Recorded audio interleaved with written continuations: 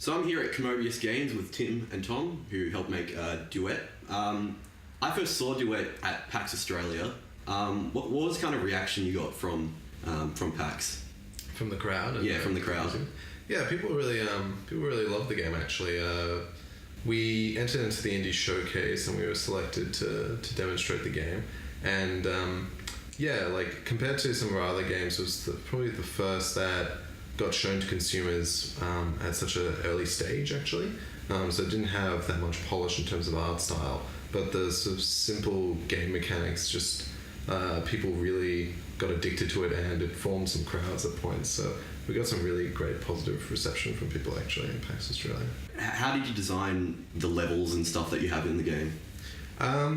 To start with, yeah, like we just prototyped the initial idea of the two characters orbiting around each other, and we tested out with a bunch of different levels. It's kind of handy to try building harder levels to start with and just see, because we're sort of, as developers, we're kind of like expert players at games. We try and see like how fun that's going to become by the end of it, and then we try and sort of imagine or test with real people, see how well they play those initial stages that we start to try and design. So we try to like design our levels as the tutorial for our games. It seems to work out better rather than showing people a lot of like modal dialogues that explain to them, you know, you're going to need to do this and this is the button for that and X, Y, Z, and people, you know, just skip through those kinds of menus now and they forget half of what they read. So yeah, at PAX Australia, that was a really good example of, a really good opportunity to test how well the levels we had designed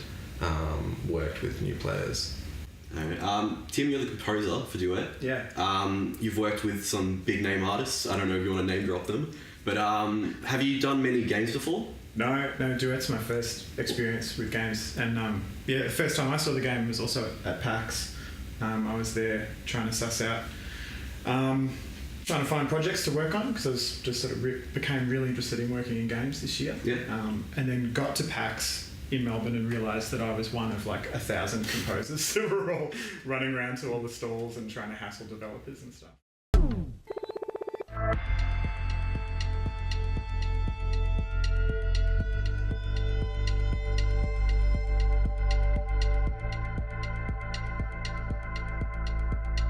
So how is it like making composing music for a game rather than like an artist or like something like that? It's different in some ways, and then it's very similar to any other kind of composing in other ways. Yeah. And I get the sense, even though I'm just really new at it and kind of getting the lay of the land with games, that every game is completely different as well. Like there's such diversity in what kind of experience a game can be, that every type of game requires a different approach with composition. So Tom, when you first thought of this idea, is Duet as it is now pretty much exactly how you thought it, or did it go through a lot of like kind of changes? And in terms of the original theme, I don't know if I've ever mentioned this to you, Tim, but originally it was like two like astronauts, like a boy and a girl astronaut, like lost in space, connected on a tether, kind of like spinning through an asteroid field. I want to ask about making games in Australia, because we've heard a lot of like stories about the bigger companies like THQ and stuff closing down. Being an indie developer, specifically in Melbourne as well, is there a lot of like support and kind of like groups you can go to and like, you know, shout your game and just like ask for advice and stuff? Like, who do you go to?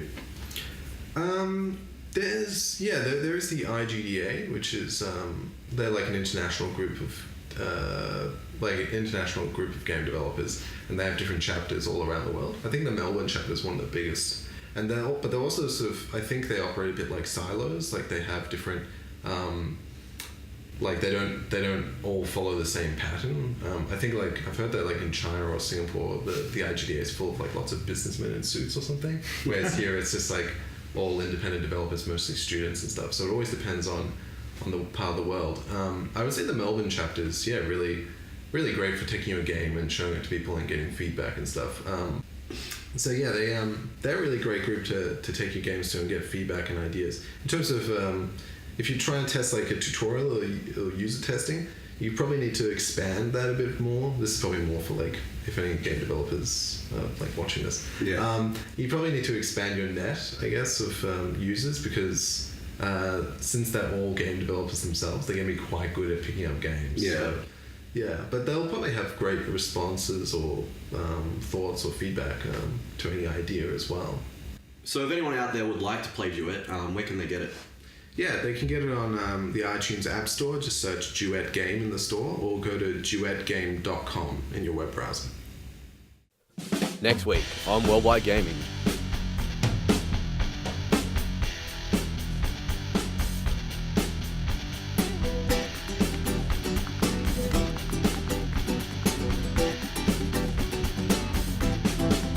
Camera off. Latex. Let's go. If I had to give you up, it's only been a few.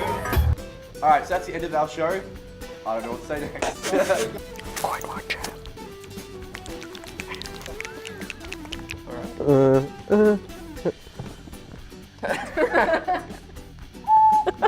Alright.